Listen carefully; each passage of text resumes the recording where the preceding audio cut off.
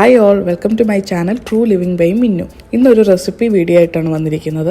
French ക്രേപ്സ് ആണ് ഇന്ന് ഉണ്ടാക്കാൻ പോകുന്നത്.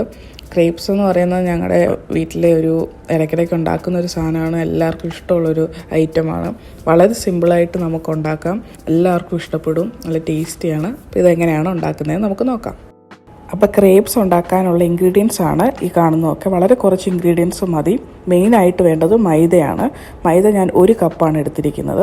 1 കപ്പ് എന്ന് പറയുന്നത് എൻ്റെ കപ്പ് മെഷർമെൻറ്റ് 250 ഗ്രാമിൻ്റെ കപ്പാണ്. പിന്നെ 2 മുട്ട എടുത്തിട്ടുണ്ട്, 2 ടേബിൾ സ്പൂൺ പഞ്ചസാര എടുത്തിട്ടുണ്ട്, 2 ടേബിൾ സ്പൂൺ മെൽറ്റഡ് ബട്ടർ എടുത്തിട്ടുണ്ട്. പിന്നെ വേണ്ടത് 3/4 കപ്പ് വെള്ളം, നമ്മൾ പച്ചവെള്ളം 3/4 കപ്പ് വേണം. പിന്നെ 3/4 കപ്പ് പാലും. ഇത്രയും മാത്രം മതി ഇതിന്. പിന്നെ ബട്ടർ ഞാൻ എടുത്തേക്കുന്നത് സോൾട്ടഡ് ബട്ടറാണ്. അതുകൊണ്ട് ഞാൻ എക്സ്ട്രാ സോൾട്ട് ഉപയോഗിക്കുന്നില്ല. നിങ്ങൾ അൺസോൾട്ടഡ് ആണ് എടുത്തിരിക്കുന്നതെങ്കിൽ ഒരു പിഞ്ച് എക്സ്ട്രാ സോൾട്ട് ഇടണം. പിന്നെ വാനില എസൻസ് വേണം, അത് ഞാൻ കാണിച്ചില്ല. വാനില എസൻസ് ഒരു തുള്ളി വേണം. പിന്നെ ആദ്യം തന്നെ ഞാൻ ലിക്വിഡാണ് ഒഴിക്കുന്നത്, അടിക്ക് പിടിക്കാതിരിക്കാനായിട്ട്. ഇതെല്ലാം നമ്മൾ മിക്സിയിലിട്ട് മിക്സ് ചെയ്തെടുത്താൽ മതി. വളരെ സിമ്പിളാണ് ഉണ്ടാക്കാൻ. എല്ലാം മിക്സിയിലിട്ട് മിക്സ് ചെയ്തെടുക്കുക, ഉണ്ടാക്കുക, അത്രയേ ഉള്ളൂ പരിപാടി. അപ്പം ആദ്യം ഞാൻ 3/4 കപ്പ് വാട്ടറും 3/4 കപ്പ് മിൽക്കും ഒഴിച്ചതിന് ശേഷം അതിലേക്ക് മൈദയും മറ്റ് ഇൻഗ്രീഡിയൻസ് ബട്ടറും മെൽറ്റഡ് ബട്ടറും 2 മുട്ടയും പഞ്ചസാരയൊക്കെ നമ്മുടെ ഇഷ്ടത്തിന് എടുക്കാം കേട്ടോ. ഞാൻ 2 ടേബിൾ സ്പൂണാണ് ഇവിടെ എടുത്തിരിക്കുന്നത്. പിന്നെ എടുത്തു വെച്ചിരിക്കുന്ന 2 മുട്ടയും കൂടെ ഇതിലേക്ക് ഇടുക, പൊട്ടിച്ച്. അതിനുശേഷം വാനില എസൻസ് കൂടെ ചേർത്തതിന് ശേഷം ഇത് നന്നായിട്ടൊന്ന് മിക്സ് ചെയ്തെടുക്കാം. അപ്പോൾ ഞാൻ നന്നായിട്ട് മിക്സ് ചെയ്തെടുത്തുകൊണ്ട് വന്നിട്ടുണ്ട്. നിങ്ങൾക്ക് കാണാം ബാറ്ററിൻ്റെ കൺസിസ്റ്റൻസി നന്നായിട്ട് ലൂസാണ്, നല്ല ലിക്വിഡായിട്ടാണ്.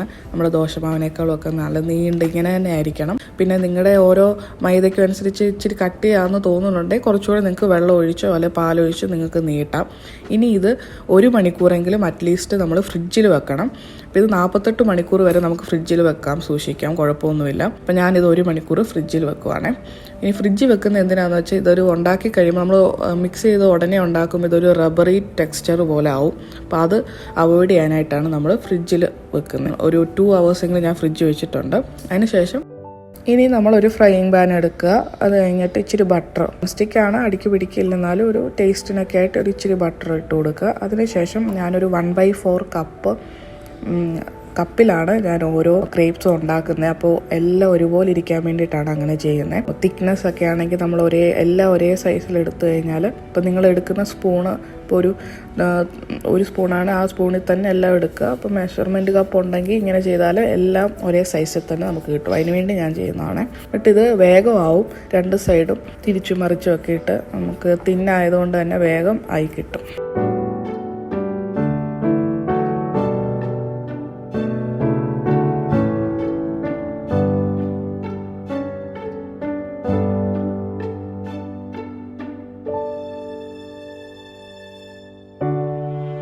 അപ്പോൾ നമ്മളെല്ലാ ക്രേപ്സും ഉണ്ടാക്കിയിട്ടുണ്ട്.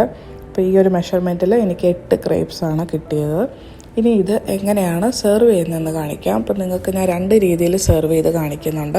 നമ്മൾ റെസ്റ്റോറൻറ്റിലൊക്കെ പോയി കഴിഞ്ഞാൽ ഇതുപോലൊക്കെ നമുക്ക് സെർവ് ചെയ്ത് കിട്ടും. അപ്പോൾ ആദ്യത്തേത് ഞാൻ സ്ട്രോബെറി ചോക്ലേറ്റ് ഫില്ലിംഗ് ആണ് കാണിക്കുന്നത്. അപ്പോൾ ആദ്യം തന്നെ ഞാൻ കുറച്ച് സ്ട്രോബെറി ഓൾറെഡി ഞാൻ സ്ലൈസ് ചെയ്ത് വെച്ചിട്ടുണ്ട്. അതാദ്യം ഞാനൊരു സൈഡിലേക്ക് വെച്ച് കൊടുക്കുവാണ് എല്ലാം.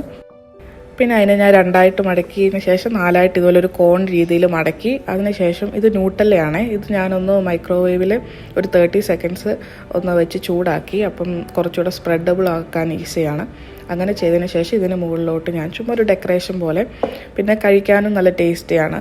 സ്ട്രോബെറിയും ചോക്ലേറ്റും നല്ല കോമ്പിനേഷനാണ്. അപ്പോൾ ഞാൻ ആ ന്യൂട്ടല്ല വെച്ചിട്ട് ചുമ്മാ ഒന്ന് ഡെക്കറേറ്റ് ചെയ്യുകയാണ്. പിന്നീട് ഞാൻ 2-3 സ്ട്രോബെറി സ്ലൈസസ് വെച്ച് കൊടുക്കുന്നുണ്ട്. ഇതെല്ലാം ഒരു ഡെക്കറേഷന് വേണ്ടിയിട്ടാണ്. അതിനുശേഷം നമ്മുടെ ഷുഗർ പൊടിച്ചതും ഒന്ന് ഡസ്റ്റ് ചെയ്ത് കൊടുക്കുവാണ്. ഇതും ഒരു ഡെക്കറേഷന് വേണ്ടിയിട്ടാണ്. അങ്ങനെ നമ്മുടെ സ്ട്രോബെറി ചോക്ലേറ്റ് ക്രേപ്പ് ഇവിടെ റെഡി ആയിട്ടുണ്ട്.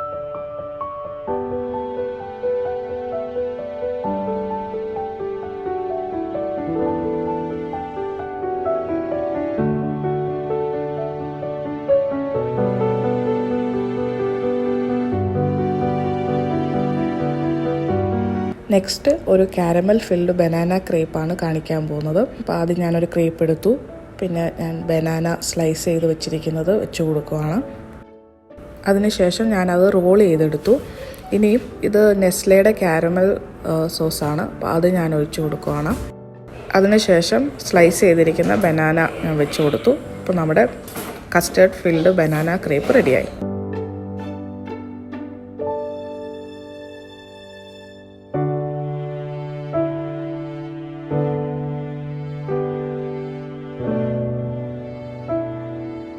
പിന്നെ നിങ്ങൾക്ക് ഈ ഫില്ലിങ്ങും സോസും ഒന്നും ഒഴിക്കാതെ തന്നെ പ്ലെയിൻ ആയിട്ട് കഴിക്കാം.